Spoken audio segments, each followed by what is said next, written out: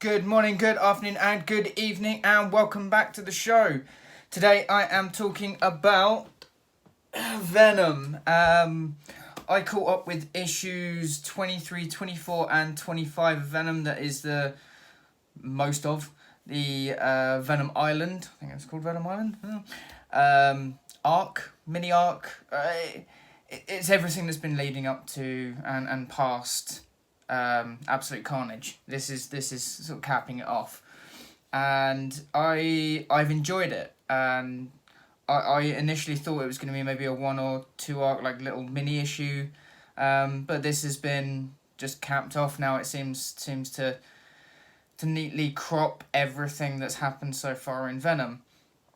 And the artwork, obviously, let's first of all start. Issue 25, it is a bit thicker, a bit bigger than the standard book, which is really good considering the first quarter, I'd say, of this book is a recap of what's happened over the last couple of years. Not something I'm a big fan of. If you're going to have an oversized book, I really want to have something in it, something that's really worthwhile.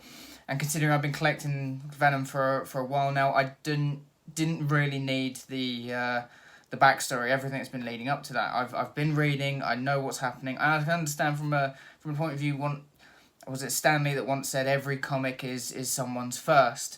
So I can understand trying to get people sort of back on track, but that is what the kind of foreword is for. Saying that, however, it looks great.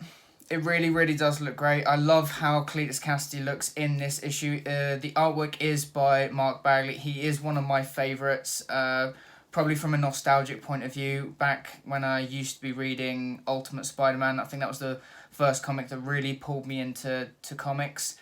So I loved the look of this book, and obviously Mark Bagley's been doing it for a while now. He even helped with I think the latter part of Stages of Absolute Carnage. It is a shame not to have Ryan Stegman. I don't think he's been on the book though since about issue 11.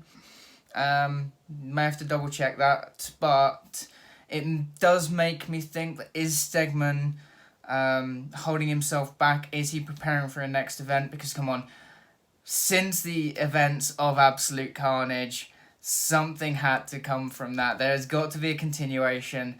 I would be looking forward to it. I would again get everything because I love the character of Carnage, and I very much loved that 5-issue miniseries. So I'm really hoping that's what Stegman's been doing over the course of the last 6 or so months when he's not been doing this, because I'm pretty sure I would have had Absolute Carnage wrapped up for a while ago. So coming back to Venom 25, like I said, the first quarter is a backup thing. Then we get into what's been happening in the leading up to 25, where you have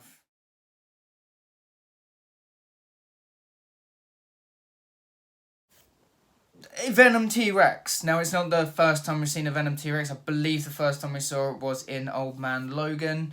But it's cool to see the Venom T-Rex back again. And it's all come from Dylan, Eddie Brock's son. He's able to manipulate symbiotes, and he's actually able to alter them. He basically infects symbiotes. There's a really interesting character development for him.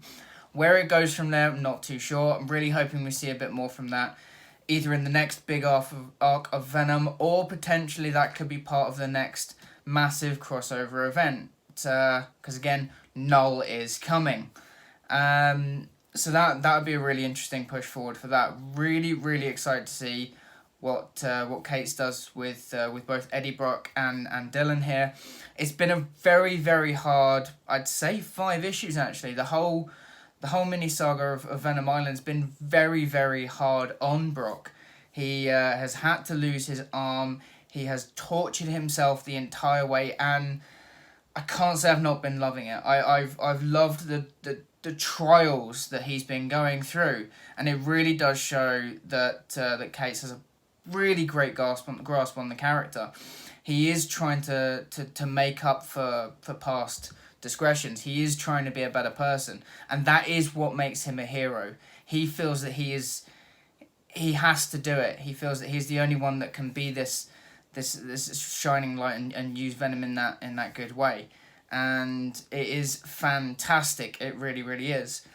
So Venom 25 is a very, very good issue. Despite the first quarter being a bit of a sort of catch up, I would say it's worthwhile getting. If you haven't jumped into Venom already, jump into Venom 25. Although it is the last of a mini arc, it does give you the backstory there. But I have to say, oh, there it is. This is probably one of my favourite covers. It was brought to me by a good friend of mine. Thank you, Stuart. Who sent it to me after he saw it, knowing I've been loving Venom. So this is the Pop Toy cover, and it is glorious, I have to say. And I think that will be going up on the wall next to Spider-Man 300, obviously the first appearance of Venom. There is not much more to say about Venom, to be honest. I am still looking forward to what's going to be going forward. I am very much hoping that there is going to be a crossover event, a sequel to Absolute Carnage, because I loved that series.